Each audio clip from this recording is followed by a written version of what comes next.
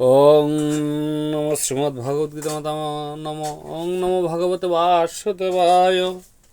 ওং নমো ভগবতে বাসুদেবায়।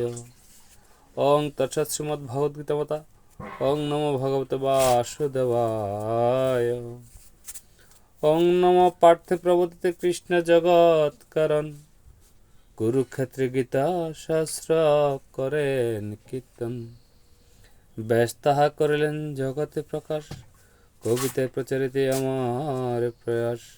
আশ্রিতের কল্পতরু দৈবকীর নন্দন, কৃপা কর মোর প্রতি কৃপাবলোকন। গীতার অধিষ্ঠা তুমি সর্বতত্ত্বসার, প্রণমিছে তব পদে দাস তোমার। ওং জয় গীতা জয়, গীতা জয়। ওং তৎসৎ শ্রীমদ্ভগবদ্গীতা মাতা। ওং নমো ভগবতে বাসুদেবায়। ওং নমো ভগবতে বাসুদেবায়।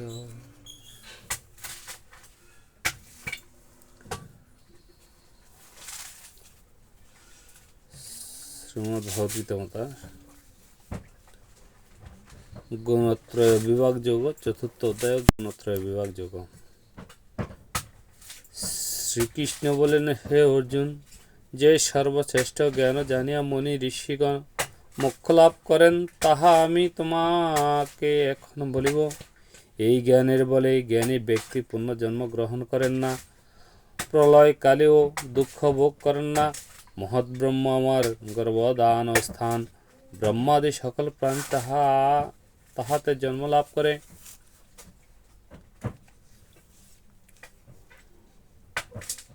হে অর্জুন, মহৎ ব্রহ্ম সকল সৃষ্টির মাতা, আর আমি তাহাদের পিতা।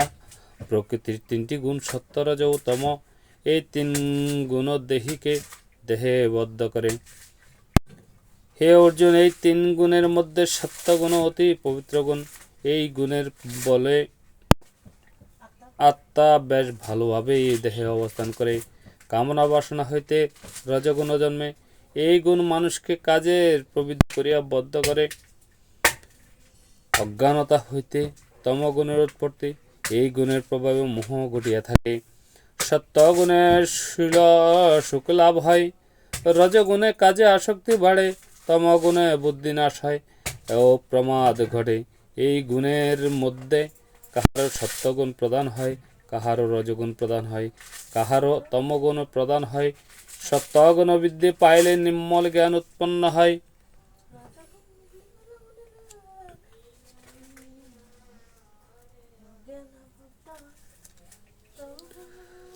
রজগুণ বৃদ্ধি পাইলে লোভ ক্ষোভ স্পৃহা প্রভৃতি জন্মিয়া থাকে। তমগুণ বৃদ্ধি পাইলে বিবেক বুদ্ধি ও জ্ঞান লোপ পায়। যে সময় সত্যগুণ বৃদ্ধি প্রাপ্ত হয়, সেই সময় যাহাদের মৃত্যু হয় তাহারা দিব্যলোক লাভ করে। রজগুণ বৃদ্ধিকালে মরিলে নরলোকে যায়, এবং তমগুণ বৃদ্ধিকালে মরিলে পশুজনিতে প্রাপ্ত হয়। সত্যগুণের ফলে সুখ, রজগুণের ফলে দুঃখ, এবং তমগুণের ফলে অজ্ঞানতা প্রাপ্ত হয়। সত্যগুণে জ্ঞানলাভ, রজগুণে লোভ ও তমগুণে মোহ প্রভৃতি জন্মে। সত্যগুণের ফলে সুখ সর্বলোক প্রাপ্ত হয়, রজগুণের ফলে নরলোক প্রাপ্ত হয়, এবং তমগুণের ফলে অধঃপতন ঘটে। যখন দ্রষ্টা জীবগণ ভিন্ন অন্যকে কর্তা দেখেন না এবং তিন গুণের অতীত পরমাত্মাকে জানতে পারেন, তখন তিনি আমার স্বরূপ লাভ করেন। এই তিনটি গুণ দেহ হইতে জাত ইহদিগকে অতিক্রম করিতে পারিলে জীব জন্ম মৃত্যু জরা দুঃখ হইতে মুক্তি লাভ করিয়া মোক্ষ লাভ করে। অর্জুন বলেন, হে কৃষ্ণ, যেভাবে ত্রিগুণের অতীত হওয়া যায় তাহা আমাকে বলো। শ্রীকৃষ্ণ বলেন, হে অর্জুন, জ্ঞান মোহ বা কামনা বশত ইচ্ছা দেশমুক্ত হইলেই গুণাতীত হওয়া যায়। যে ব্যক্তি দৃঢ়স্থিরভাবে নিজের কার্য করিয়া যান, তিনি গুণের মধ্যে থাকেও গুণের অতীত। স্বর্ণলুষ্টে সুখ দুঃখে বা নিন্দাস্তুতিতে দৃঢ় ব্যক্তির সমজ্ঞান হয়। মান অপমানে শত্রুমিত্রে যাহার সমজ্ঞান, এবং যিনি উদ্যম ত্যাগে তিনি গুণাতীত। হে অর্জুন, যে ব্যক্তি ভক্তির সহিত আমার ভজনা করে, সেই ব্যক্তি মোক্ষ লাভ করিয়া থাকে। ব্রহ্ম মতে অবস্থিত তুমি আশ্রয়, আমি আমার সেবা করিলে মুক্তি লাভ হয়। চতুর্থ অধ্যায়ের সারসংক্ষেপ। চতুর্থ অধ্যায়ের সত্তরজতম এই তিনটি গুণের আলোচনা আছে। সত্যগুণ নির্মল, এই গুণ প্রবল হইলে জ্ঞান প্রকাশ হয়। সত্যগুণ প্রবল থাকার সময় মরিলে উত্তম লোকে গতি হয়। রজগুণ কামনা স্বরূপ, এই গুণ প্রবল হইলে লোভ জন্মে ও কর্ম করার অজ্ঞানতা হইতে তমগুণ জন্মে। এই গুণ প্রবল হইলে বুদ্ধি নাশ হয় ও কাজের অনিচ্ছা জন্মে। এই তিনটি গুণ কাটাইতে পারলেই প্রকৃত শান্তি হয়। এক মনে ভগবানের কাজ করিলেই এই তিনটি গুণই কাটাইয়া ওঠা সহজ হয়। ওং নমো ভগবতে বাসুদেবায়। ওং নমো ভগবতে বাসুদেবায়।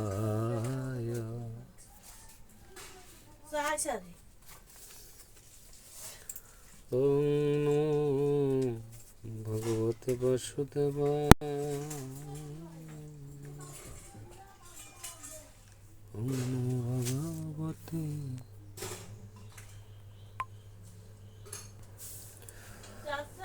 ওং শ্রী শ্রী গীতা মাহাত্ম্য।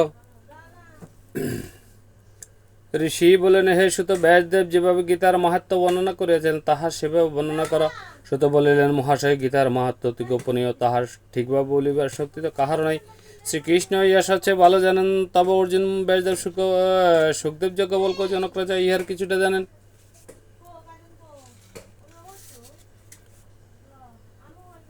ব্যাসদেবের মুখে আমি যাহা শুনিয়াছি তাহাই আপনার নিকট বলে দিয়ে শুনো। উপনিষদগুলি গাভীর স্বরূপ শ্রীকৃষ্ণ হইলেন, সেই সব গাভীর দহন করে অর্জুন, সেই গাভীর বাছুর বৎস।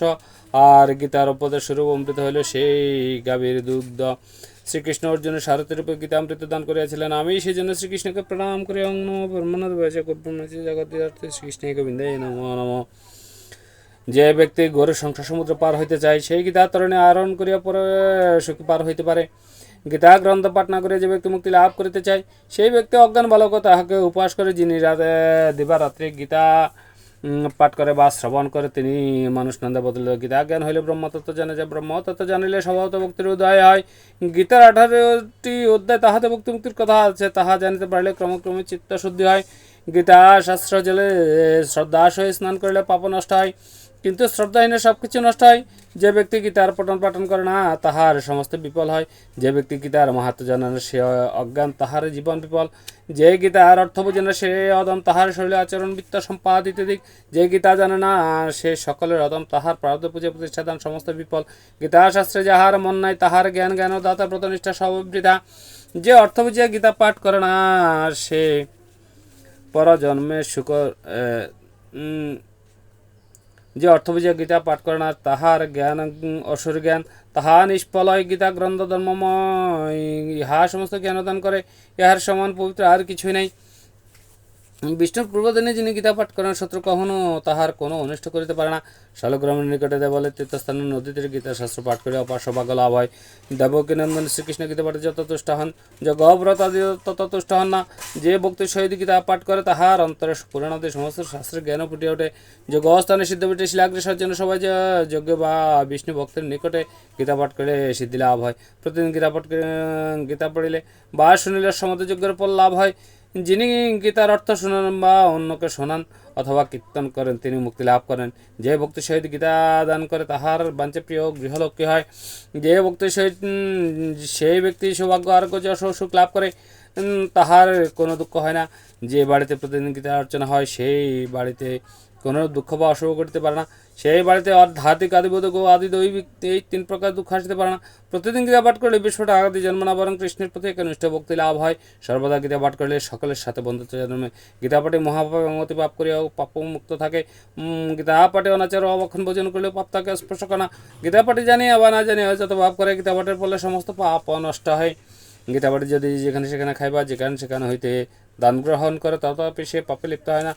গীতা পাঠে যদি অন্যায়ভাবে পৃথিবী হরণ করিয়া লয় একবার গীতা পাঠের ফলে তাহার সেই পাপ নষ্ট হয়,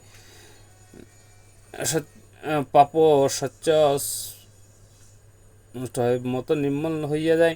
যাহার মন প্রাণ সর্বদেখিতে নিবিষ্ট থাকে সেই ব্যক্তি পণ্ডিত ক্রিয়াবান। যিনি দর্শনে ধনবান যোগী ও জ্ঞানী তিনি ব্যর্থ দর্শক। যে গৃহে গীতা গ্রন্থ থাকে সেই গৃহে সর্বতীর্থের শাস্বরূপ। যে প্রতিদিন গীতা পাঠ করে তাহার জীবন দশা মৃত্যুর পরও দেবগণ তাহাকে রক্ষা করেন। যেখানে গীতা পাঠ করা হয় সেখানে নারদ আদি ভক্তগণ সহ শ্রীকৃষ্ণ বিরাজ করেন। যেখানে গীতার আলোচনা হয় সেখানে শ্রীকৃষ্ণ রাধার সহিত বিরাজ করেন। শ্রীকৃষ্ণ বললেন, হে অর্জুন, গীতা আমার হৃদয়, গীতা আমার জ্ঞান, গীতা সর্বসার সর্ব, গীতায় আমার জ্ঞান, গীতা আমার উত্তম স্থান, গীতা আমার পরমপদ, গীতা অতি গুহ্য বস্তু, গীতায় আমার গুরু, আমি গীতা আশ্রয় করিয়া থাকি। গীতায় আমার ঘর, গীতাকে আশ্রয় করিয়া আমি ত্রিলোক পালন করি। গীতা আমার পরম ব্রহ্মবিদ্যা, গীতা আমার পরম ব্রহ্মবিদ্যা, এই বিষয়ে কোনো সন্দেহ নাই। ইহা বাক্যাতীতা সনতি মাত্র রূপা। হে অর্জুন, গীতার অনেক নাম বলিতে যে শোনো, গঙ্গা গীতা, সাবিত্রী গীতা, সত্য প্রতিপদ ব্রহ্মবিদ্য, ব্রহ্মলতি সন্ধ্যা, ও মুক্তিজ্ঞানী, অর্ধমাত্র চিত্ত আনন্দ, ভ্রান্তি নাশিনী, পরানন্দ, তার্থজ্ঞান মঞ্জুরি। এইসব গীতার নাম। যে ব্যক্তি একচিত্তে গীতা পাঠ করে তাহার জ্ঞান পরিপূর্ণ এবং সে মৃত্যুর পর পরম পদ লাভ করে। সম্পূর্ণ গীতা পাঠে অসমর্থ হইলে অর্ধেক পাঠ করলে গোদানের ফল লাভ হয়, 1/3 পাঠ করলে সমাজযজ্ঞের ফল লাভ হয়, 6 ভাগের 1 ভাগ পড়িলে গঙ্গাস্থানের ফল পাওয়া যায়। প্রতিদিন গীতার 2টি অধ্যায় পাঠ করলে 1 কল্পকাল ইন্দ্রলোকে বাস হয়। প্রতিদিন গীতার 1 অধ্যায় পাঠ করলে রুদ্রলোক প্রাপ্তি হয়। গীতার অর্ধেক অধ্যায় বা 1/4 প্রতিদিন পাঠ করলে শতবৎসর রবিলোকে বাস হয়। প্রতিদিন অন্তত গীতার 1টি শ্লোক পাঠ করলেও অযুত বৎসরকাল চন্দ্রলোকে বাস হয়। গীতার 2-1টি শ্লোক পড়ে যে মারা যায় সেই ব্যক্তি মৃত্যুর পর পরমপদে লাভ করে। মহাপাপী অযুত গীতা শ্রবণ করে তবে তাহার মহাপাপ দূর হয়, সে মুক্তি বা আগে হয়। গীতা পুস্তক বুক লইয়া যে ব্যক্তি প্রাণ বিসর্জন করে সেই বিষ্ণু সহিত বৈকুণ্ঠে বাস করে। যে ব্যক্তি গীতার 1টি অধ্যায় সঙ্গ লইয়া প্রাণত্যাগ করে সে পরজন্মে মানুষ হইয়া জন্মগ্রহণ করে। যে ব্যক্তি গীতা গীতা বলিতে বলিতে মারা যায় তাহার শুভগতি হয়। গীতা পাঠ করিয়া যে কাজ আরম্ভ করা যায় সেই কাজও নির্দোষভাবে সুসম্পন্ন হয়। পিতৃশ্রাদ্ধে গীতা পাঠ করিলে পিতা সন্তুষ্ট হইয়া স্বর্গে গমন করে। শ্রাদ্ধবাসের গীতা পাঠে সন্তুষ্ট হইয়া পুত্রকে আশীর্বাদ করিয়া পিতৃলোকে চলিয়া যান। দেনুপুচ্ছের সহিত গীতা দান করিলে তৎক্ষণাৎ দাতার বাসনা পূর্ণ হয়। ব্রাহ্মণকে স্বর্ণ সহিত গীতা দান করিলে দাতার পুণ্যজন্ম হয় না, 100 গীতা দানে ব্রহ্মলোক প্রাপ্তি হয়। গীতা গ্রন্থ দান করিলে সমস্ত সপ্তকল্পকাল বিষ্ণুর সহিত বাস হয়। গীতার ব্যাখ্যা শুনিয়া যে গীতা দান করে তাহার মনের বাসনা পূর্ণ হয়। যিনি 4টি বর্ণের কোনো একটিতে জন্মগ্রহণ করেন, মনুষ্য দেহ ধারণ করে, অমৃত রূপিণী গীতা পড়ে না বা শ্রবণ করে না, সে অমৃত ফেলে দিয়া বিষ ভক্ষণ করে। দুঃখার্ত ব্যক্তির যদি গীতাশাস্ত্রে জ্ঞান জন্ম তবে তাহার মুক্তি লাভ হয় এবং সুখী হয়। জনকাদিরা যখন গীতা পাঠ করিয়া মুক্তি লাভ করেন। গীতা পাঠ উচ্চ নিচ বিশেষ উচ্চ নিচ ছোট বিশেষ কোনো জাত নাই।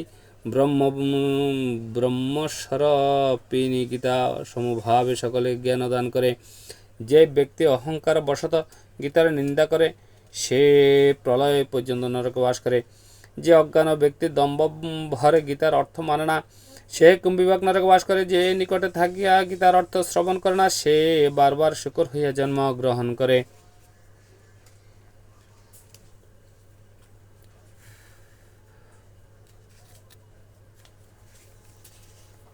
যে গীতা চুরি করিয়া আনে তাহার গীতাপাঠ বিফল হয়। যে জন গীতার্থ শুনিয়া আনন্দ পায় না পাগলের শ্রমণ মতো তাহার গীতাপাঠ বৃথা হয়। গীতা পাঠ শ্রবণ করিয়া পরমাত্মার উদ্দেশ্যে স্বর্ণ ভোজ্য পটবস্ত্র দান যাহা দান করা হয় ভগবান হরি তাহা সাদরে গ্রহণ করেন। নানা দ্রব্যাদি দিয়া গীতা পাঠককে তুষ্ট করিলে ভগবান হরি তাহাতে সন্তুষ্ট হন। শ্রুতা বলেন, শ্রীকৃষ্ণ উক্ত এই গীতা মাহাত্ম অতি পুরাতন। গীতা পাঠের পর মাহাত্ম পাঠ করিলে যথার্থ ফল লাভ হয়। গীতা পাঠ করিয়া মাহাত্ম পাঠ না করিলে গীতা পাঠ বৃথা হয়। যে গীতা পাঠ করিয়া গীতার মাহাত্ম পাঠ করে বা শ্রদ্ধার সহিত গীতা শুনে তাহার পরম গতি লাভ হয়। যে গীতার ব্যাখ্যা সহ গীতার মাহাত্ম্য শোনেন তাহার পুণ্য লাভ হয় এবং সর্বসুখ প্রাপ্ত হয়। ওং ইতি শ্রী শ্রী গীতা মাহাত্ম্য সমাপ্ত। ওং নমঃ যদক্ষরং পরিভ্রষ্টং মাত্রহীনং জয়াদ ভাবেত পূর্ণং ভবত তৎসারবাং তৎপ্রসাদ জনার্দনম। ওং জয় গীতা জয় গীতা জয়। হরে কৃষ্ণ হরে কৃষ্ণ কৃষ্ণ কৃষ্ণ হরে হরে হরে রাম রাম রাম হরে হরে।